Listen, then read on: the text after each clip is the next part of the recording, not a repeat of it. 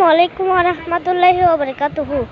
আজকে আমি আপনাদের কি পড়ে শোনাবো বলেন তো? আমি শোনাবো আপনাদেরকে সূরা বাকারার প্রথম চার আয়াত। তো বিসমিল্লাহির রহমানির রহিম শুরু করা যাক।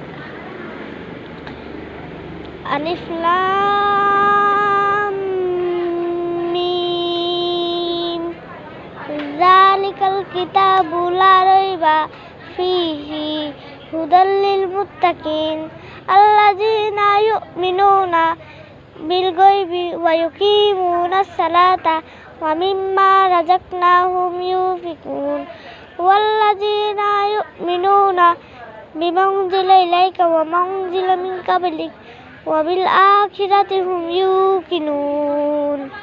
আসসালামু আলাইকুম।